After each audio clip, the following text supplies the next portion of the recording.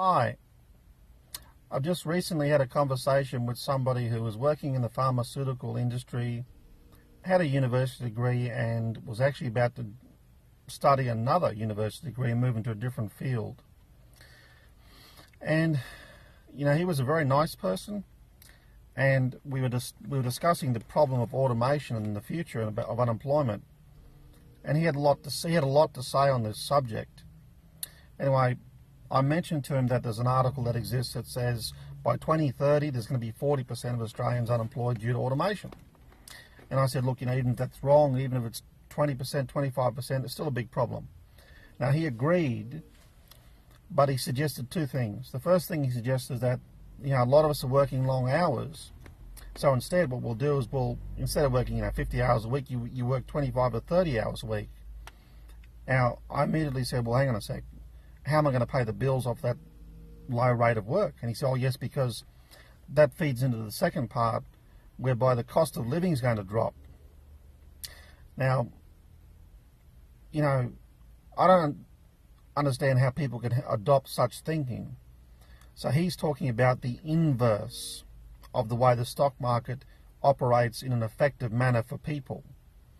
So the stock market operates in an effective manner whereby growth and inflation, asset accumulation and increase in value are the desirable qualities.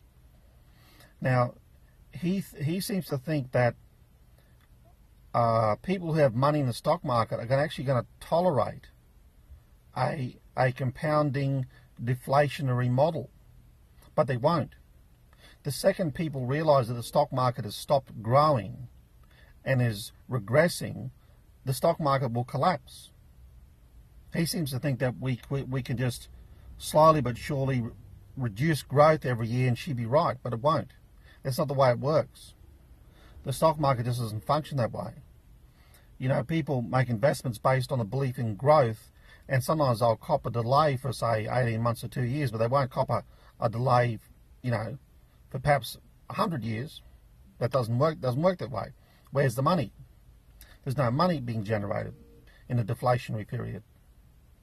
So, again, no answers. He also, once again, used the same old thing that new industries are going to pop up and help reduce unemployment. He also mentioned that we don't even know what these industries are. I'm going to move here very quickly.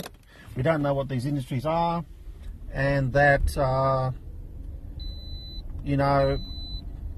they're going to help absorb unemployment.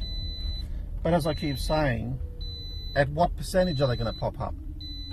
If we've got 15% unemployment and it's bad, and industries haven't popped up to save us, why do you think they're going to pop up and save us when it hits 18% or 20%? Obviously it's not.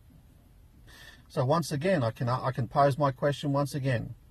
At what level of unemployment are you going to reject your absurd assertion that some industry is going to pop up and absorb unemployment? Anyway, another person unfortunately brainwashed by the media, but hopefully these videos will contribute to a new enlightenment for those listening.